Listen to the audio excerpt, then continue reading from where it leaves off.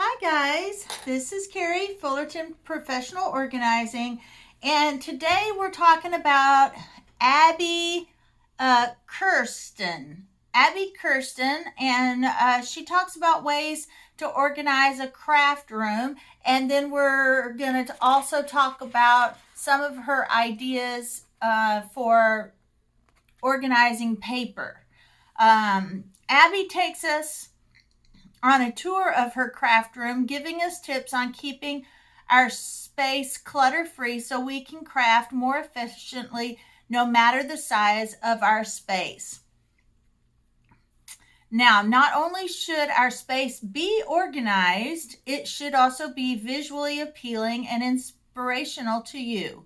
Now, Abby Kirsten says, even once I got into my bigger craft space, I had all this extra room, but I still felt so disorganized. It wasn't really a question of needing more space, but it was also a question of I need to make sure that I'm staying organized so she can find everything. Now, she talks about clear containers allow you to see what is stored inside so you can find what you need quickly. And if you don't use clear bins, definitely label the bins and keep like things together. Colorful photo boxes are great storage for glitter, paint, and other craft supplies. Rolling carts work well for small spaces since you can roll them out and then roll them back out, roll them out of the way when not in use. And binders with page protectors or zipper pouches are perfect for storing scraps of paper, scraps of vinyl, or scraps of fabric. She says, think about your wall space and how to best use it for storage. Pegboards and shelves are great because they keep everything off of your desk. Use magazine holders to store paper. It allows you to see all the colors you have, and they hold a lot of paper. And we're going to come back to that in a little bit. Craft spaces can feel cluttered because we often have acquired a lot of little items that need a home. Consider apothecary jars or other clear jars to corral those small items. Hang things on the walls, like your cutting machine mats. Hang those on the wall with command hooks to utilize wall space as well. Repurpose furniture you already have, such as an old dresser to store materials and supplies. And she's right there. A lot of my craft room, before I added the shelves that I added, I reused my kids' chest of drawers that they no longer used, mostly because they were kind of babyish, and I repainted them white. And now I have all of my vinyl rolls in two drawers in that chest of drawer. And I think since then, I have my own shelves and stuff in there, and I've let go of a lot of the chest of drawers that we've had in our home that were very, very old. I mean, some of them were my husband's when he was a kid, and some were my son's when and my daughters while they were growing up. So we've since let go a lot of that because I put shelves in mine. But Abby also shares 5 paper storage solutions to help us organize and keep track of what colored papers we have in our paper stash. When sorting your paper, don't try to incorporate all the different categories, but at least sort your paper by color, then by pattern or texture. Abby says, if you're like me, you probably run out to the store to buy more paper and then later discover that you already had what you needed due to the lack of staying organized. So staying organized is important so you don't go out and buy what you already have, and you can find what you do have. Again, she talks about the magazine holders and files are good solutions if you do not have a large paper stash.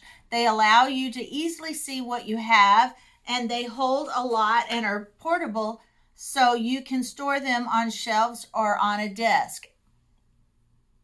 So she started out with a 4 shelf white shelf. Now it looks like the ones that I bought from Walmart, but it could be from IKEA.